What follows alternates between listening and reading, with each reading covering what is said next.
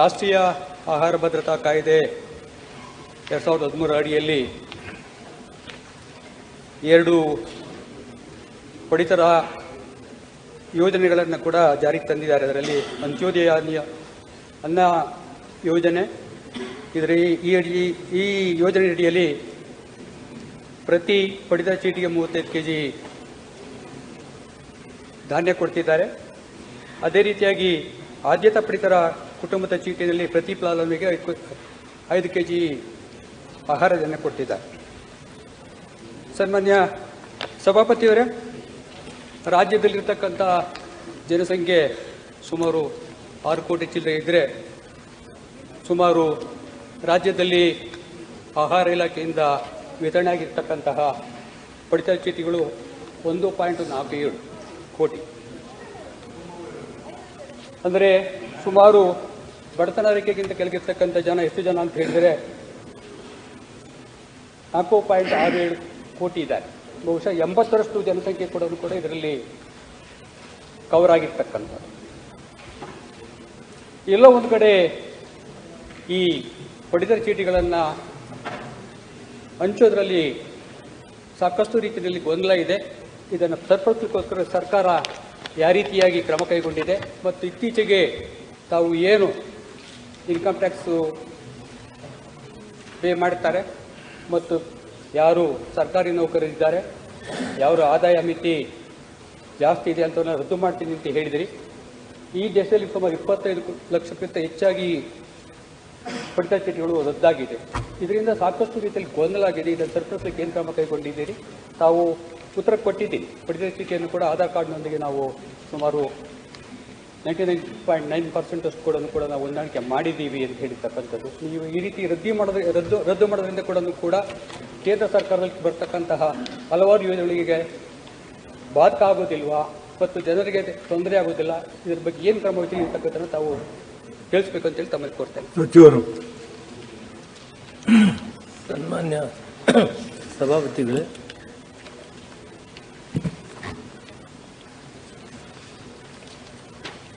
ಕೇಂದ್ರ ಸರ್ಕಾರವು ರಾಷ್ಟ್ರೀಯ ಆಹಾರ ಭದ್ರತೆ ಕಾಯ್ದೆಯನ್ನು 2013ರಲ್ಲಿ UPA ಸರ್ಕಾರ ಇದ್ದಾಗ ಪ್ರಾರಂಭ ಆಯಿತು. 2014ರಲ್ಲಿ ಕರ್ನಾಟಕ ರಾಜ್ಯದಲ್ಲಿ ಇದು ಜಾರಿಗೆ ಬಂತು.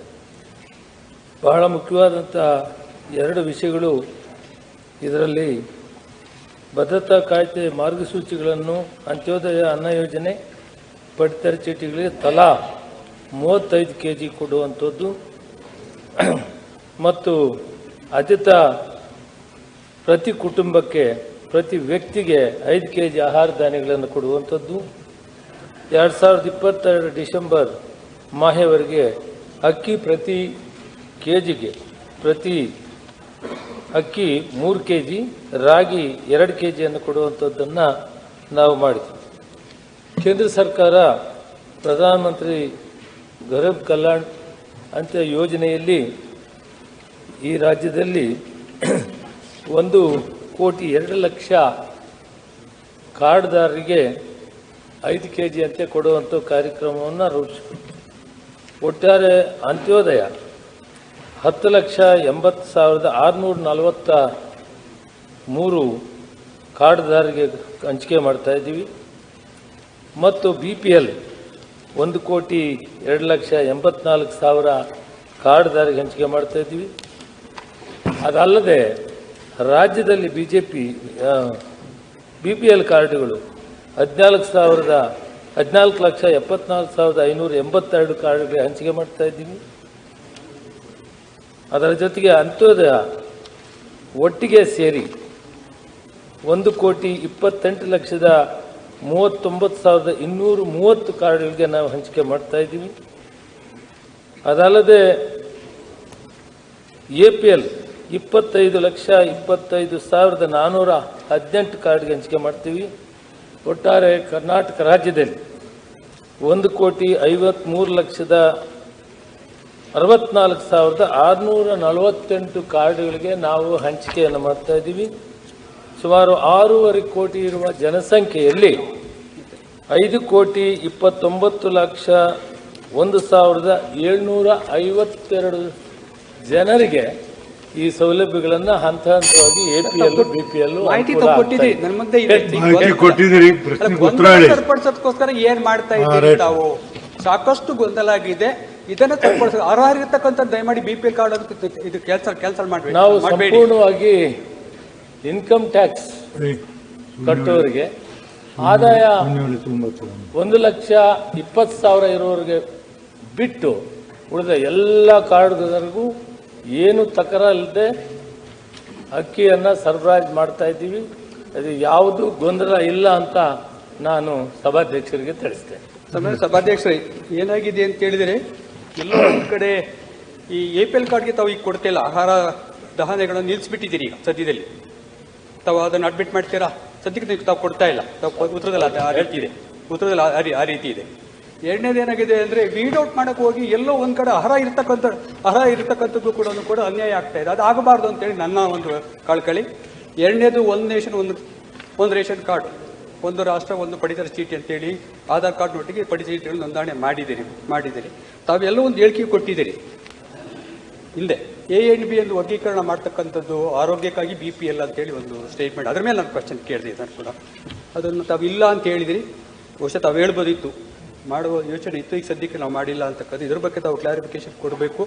ಆಮೇಲೆ ಇಷ್ಟು ಕಾರ್ಡ್ ಯಾತಕ್ಕೋಸ್ಕರವಾಗಿ ಇಷ್ಟು ಜಾಸ್ತಿ ಆಯಿತು? ನಿಮ್ಮ ಪ್ರಕಾರವಾಗಿ 1.43 ಕೋಟಿ ಪಡಿತರ ಚೀಟಿಗಳಿದೆ. ಅಷ್ಟು ಸಾಧ್ಯನಾ? ಯಾವ ರೀತಿಯಾಗಿ ಇದಾಯಿತು? ಸುಮಾರು 80% ಕವರ್ ಆಗ್ತದೆ ಸರ್ ಇದರಲ್ಲಿ. ರಾಜ್ಯದ ಜನಸಂಖ್ಯೆಯ 80% ಕೂಡ ಇದರಲ್ಲಿ ಕವರ್ ಆಗ್ತದೆ. ಇದು ಯಾವ ರೀತಿ ಆಯಿತು, ಯಾತಕ್ಕೋಸ್ಕರವಾಯಿತು ಅಂತಕ್ಕಂಥದ್ದು ತಾವೇನಾದರೂ ಕೂಡ ತನಿಖೆ ಮಾಡಿದ್ದೀರಾ? ಯಾಕಂದರೆ ಕೇಂದ್ರ ಸರ್ಕಾರ ಸಾಕಷ್ಟು ಬರ್ತದೆ, ಅಂದರೆ ಕೇವಲ ಕರ್ನಾಟಕಕ್ಕೆಲ್ಲ ಇಡೀ ದೇಶಕ್ಕೆ ಕೊಡ್ತಾರೆ. ಒಂದು ಸ್ಕೀಮ್ ಮಾಡಿದ್ದಾರೆ, ಅದು ಆಹಾರ ಭದ್ರತಾ ಕಾಯ್ದೆ ಇದೆ, ಸಾಕಷ್ಟು ಬರ್ತದೆ. ಬಾಕದಿಂದ ತಾವು ಕೊಡ್ತಾ ಇದ್ದೀವಿ, ಒಳ್ಳೆಯದು, ಸಂತೋಷ, ಕೊಡೋದಕ್ಕೇನು ಅಭ್ಯಂತರ ಇಲ್ಲ, ಏನಿಲ್ಲ. ಈ ರೀತಿ ಗೊಂದಲಕ್ಕೆ ಕಾರಣ ಏನು? ಈ ಗೊಂದಲ ಸರಿಪಡಿಸ್ಲಿಕ್ಕೋಸ್ಕರವಾಗಿ ತಾವೇನು ಮಾಡ್ತಾ ಇದ್ದೀರಿ ಅಂತಕ್ಕಂಥದ್ದನ್ನು ಸರಿಗೆ ತಿಳಿಸ್ಕೊಡ್ಬೇಕಂತೇಳಿ. ಒಂದನೇದಾಗಿ 25 ಲಕ್ಷ ಕಾರ್ಡ್ಗಳಿರೋ APLನವರು ಸುಮಾರು 1 ಲಕ್ಷ ಮಾತ್ರ ಅಕ್ಕಿಯನ್ನು ತೆಗೆದುಕೊಳ್ತೀವಿ. ಅವ್ರಿಗೂ ಕೂಡ ಸಬ್ಸಿಡಿಯಲ್ಲೇ ಕೊಡ್ತಾ ಇದ್ವಿ. ಆದ್ದರಿಂದ ಸದ್ಯಕ್ಕೆ ಕೇಂದ್ರ ಸರ್ಕಾರದ ಆದೇಶದಂತೆ APL ಕಾರ್ಡನ್ನು ಕೊಡುವುದನ್ನು ರದ್ದು ಮಾಡಿದ್ವಿ. 25 ಲಕ್ಷದಲ್ಲಿ ತಗೊಳ್ತಾ ಇದ್ದವರು 1 ಲಕ್ಷ. ಇದು ತಮ್ಮ ಗಮನಕ್ಕೆ ತರಕ್ಕೆ ನಾನು ಇಷ್ಟಪಡ್ತೀನಿ. ರಾಜ್ಯ ಸರ್ಕಾರದಲ್ಲಿ ತಾವು ಹೇಳಿದ ಹಾಗೆ ಇಷ್ಟೊಂದು ಜಾಸ್ತಿ ಕಾರ್ಡ್ಗಳಿದೆ ಅಂತ ಹೇಳೋದಕ್ಕೆ ಬಂದಂಥ ಸಮಯಕ್ಕೆ ಸರ್ಕಾರಗಳು ಈ ಕಾರ್ಡ್ಗಳನ್ನು ಹೆಚ್ಚು ಮಾಡೋಕ್ಕೆ ಕಾರಣವಾಗಿದೆ. ಅದನ್ನು ವಿಚಾರ ಮಾಡಿ ಈಗ APL ಎಷ್ಟು ಜನ BPLನಲ್ಲಿದ್ದಾರೆ ಅವರನ್ನು APLಗೆ ತರೋ ಒಂದು ಪ್ರಯತ್ನ ಮಾಡಿದೆ. ಆ ಪ್ರಯತ್ನದಲ್ಲಿ ಗೊಂದಲ ಆಗಿದೆ. ನಾನು ಒಪ್ಕೊಳ್ತೀನಿ, APL ಕಾರ್ಡು BPLನಲ್ಲಿದ್ದಾರೆ, ಸುಮಾರು 20% ಇದ್ದಾರೆ. ಇದನ್ನು ತೆಗೆಯೋ ಪ್ರಯತ್ನ ಮಾಡಿದೆ, ಸ್ವಲ್ಪ ಗೊಂದಲ ಆಯಿತು. ನಾನು ಅದನ್ನು ಪರಿಷ್ಕರಣೆ ಮಾಡಿ ಒಂದು BPL ಕಾರ್ಡ್ಗೂ ತೊಂದರೆ ಆದಂಥ ವ್ಯವಸ್ಥೆ ಮಾಡಿಕೊಂಡು ಡೀಟೈಲ್ ಎನ್ಕ್ವೈರಿ ಮಾಡಿ APL ಅನರ್ಹರು BPLನಲ್ಲಿ ಎಷ್ಟು ಜನ ಇದ್ದಾರೆ ಅವ್ರನ್ನ APLಗೆ ಹಾಕ್ತೀವಿ. APL ರದ್ದು ಮಾಡೋದಿಲ್ಲ. ಪೂರ್ತಿ ಮಾಡ್ತೀನಿ ಸರ್. ಈಗ ಮಧ್ಯದಲ್ಲಿ ಕಾರ್ಡ್ ಕೊಡು ಅಂತ ಹೇಳೋರು ನಾವೇ, ನೇರವಾಗಿ ಉತ್ತರ ಹೇಳಿ. ಕಾರ್ಡ್ ಕೊಟ್ಟಿದ್ದು ಸರಿಯಿಲ್ಲ ಅಂತ ಹೇಳೋರು ನಾವೇ. ಈ ಗೊಂದಲದಲ್ಲಿ ಸಿಕ್ಕಾಕೊಂಡಿದ್ದೀವಿ ನಾವು. ಈ ಗೊಂದಲನ ಪರಿಹಾರ ಮಾಡಕ್ಕೆ ಗೊತ್ತಿದೆ, ಮಾಡ್ತೀವಿ. ಯಾವಾಗ ಮಾಡ್ತೀವಿ? ಪರಿಪಕ್ವವಾಗಿ ಒಬ್ಬ BPL ಕಾರ್ಡ್ಗೂ ತೊಂದರೆ ಇಲ್ಲದಂಥದ್ದನ್ನು ಮಾಡಿದ ಮೇಲೆ ಯಾರು ಅನರ್ಹರಿದ್ದಾರೆ, ಅಂದರೆ APLಗೆ ಹೋಗ್ಬೇಕಾಗಿದ್ದಾರೆ, ಅದನ್ನು ಸಂಪೂರ್ಣ ಪಂಚಾಯತ್ ಮಟ್ಟದಲ್ಲಿ, ಗ್ರಾಮ ಮಟ್ಟದಲ್ಲಿ ವಿಚಾರ ಮಾಡಿ ಅದನ್ನು ಮಾಡ್ತೀವಿ.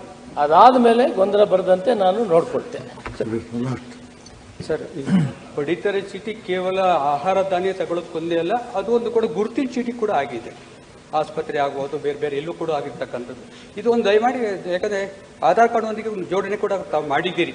ಅದಕ್ಕೋಸ್ಕರವಾಗಿ APL ಕಾರ್ಡನ್ನು ವರ್ಗೀಕರಣ ಮಾಡಿ, ಅದು ಕೂಡ ಒಳ್ಳೆಯದೇ ಕೂಡ ಸಾಕಷ್ಟು ರೀತಿಯಲ್ಲಿ ಬೇರೆ ಬೇರೆ ರೀತಿಯಲ್ಲಿ ಅನುಕೂಲ ಪಡೆಯಲಿಕ್ಕೆ ಆಗ್ತಕ್ಕಂಥದ್ದನ್ನು ಕೂಡ ಯಾವ ಕಾಲಮಿತಿಯಲ್ಲಿ ಇದನ್ನು ಕೂಡ ಸರಿಪಡಿಸ್ತೀರಿ ಗೊಂದಲ ಅಂತಕ್ಕಂಥದ್ದು ತಾವು ದಯಮಾಡಿ ಸಾಧನೆ ತಿಳಿಸ್ಬೇಕಂತ ಕೋರಿಕೆ ಮಾಡ್ತೀನಿ. ರೈಟ್ ಸಚಿವರು. ಇಲ್ಲಿವರೆಗೂ ಯಾವಾಗ ಪರಿಷ್ಕರಣೆ ಆಗ್ತದೆ ಆ ಗೊಂದಲಗಳಾಗಿ ನಿಂತಿದೆ 20 ವರ್ಷದಿಂದ. ಇದು ಜಾರಿಗೆ ಬಂದು 13 ಬಂದಾಗಿನಿಂದಲೂ ಇದೇ ರೀತಿ ಆಗಿದೆ. ಇದಕ್ಕೆ ಕಾರಣಗಳು ಎಲ್ಲ ರಾಜಕೀಯ ಪಕ್ಷಗಳಿಗೂ, ನಾನು ಕಾಂಗ್ರೆಸ್ಸು ಅಂತ BJP ಅಂತ ಹೇಳಲ್ಲ, ಕಾರ್ಡ್ ಕೊಡ್ತೀವಿ, ಕಾರ್ಡ್ ನಿಲ್ಲಿಸಿದ್ರೆ APL ಅವ್ರನ್ನ ನಿಲ್ಲಿಸ್ತೀವಿ, APL ಟ್ರಾನ್ಸ್ಫರ್ ಮಾಡಿದ್ರೆ ಅದಕ್ಕೆ ಗೊಂದಲ ಮಾಡಿದ್ದಾರೆ. ಅದರಿಂದ ನಾನು ಸಭಾಪತಿಗಳೇ ಹೇಳ್ತಾ ಇದ್ದೀನಿ, ಇದನ್ನು ಸ್ವಲ್ಪ ಸಮಯ ತೆಗೆದುಕೊಂಡು BPLನವ್ರಿಗೆ ಒಬ್ಬರಿಗೂ ತೊಂದರೆ ಇಲ್ಲದಂತೆ ಮಾಡಿದ ಮೇಲೆ APL ಕಾರ್ಡ್ ಪರಿಷ್ಕರಣೆ ಮಾಡ್ತೀವಿ. ಅದನ್ನು BPL ಇರೋದ್ರಿಂದ APLಗೆ ವರ್ಗಾವಣೆ ಮಾಡ್ತೀವಿ. ತಾವು ಹೇಳ್ದಂಗೆ ಭಾರತ ದೇಶದಲ್ಲಿ ಆರ್ಥಿಕವಾಗಿ ಭದ್ರವಾಗಿರುವಂಥದ್ದು ಎರಡನೇದು ಮಹಾರಾಷ್ಟ್ರ ಬಿಟ್ಟರೆ. ಇಲ್ಲಿ ಬಿಲೋ ಪಾವರ್ಟಿ ಲೈನ್ ಕಡಿಮೆ ಇದೆ. ಆದರೆ ದಕ್ಷಿಣ ಭಾರತದಲ್ಲಿರುವಂಥ ರಾಜ್ಯಗಳಲ್ಲಿ ನೋಡಿದರೆ ಯಾವುದೂ 50% ಮೇಲೆ BPL ಕಾರ್ಡ್ ಇಲ್ಲ. ಆಂಧ್ರ ಆಗಲಿ, ತೆಲಂಗಾಣ ಆಗಲಿ, ತಮಿಳುನಾಡು ಆಗಲಿ, ಕೇರಳ ಆಗಲಿ. ಆದರೆ ಕರ್ನಾಟಕ ರಾಜ್ಯದಲ್ಲಿ ಮಾತ್ರ 65ರಿಂದ 70%ವರೆಗೂ ಬಿಲೋ ಪಾವರ್ಟಿ ಇದೆ. ಅದು ಕರೆಕ್ಟ್ ಅಲ್ಲ ಅಂತ ತಮ್ಮೆಲ್ಲರಿಗೂ ಮಾಹಿತಿ ಇದೆ. ಈಗ ನಮ್ಮ ಮಾನ್ಯ ಸದಸ್ಯರು ಅದನ್ನೇ ಪ್ರಸ್ತಾಪ ಮಾಡಿದೆ. ಅದಕ್ಕೆ ಉತ್ತರ ಕೊಡೋಕ್ಕೆ ಸ್ವಲ್ಪ ಟೈಮ್ ತಗೊಳ್ತೀನಿ. ಇದನ್ನು ಪರಿಷ್ಕರಣವಾಗಿ ಮಾಡಬೇಕಾದ್ರೆ ಪಕ್ಷಾತೀತವಾಗಿ ಸಹಕಾರ ಕೊಡಬೇಕು. ಆಗ ಇದನ್ನು ಕರೆಕ್ಟ್ ಮಾಡೋಕ್ಕಾಗುತ್ತೆ.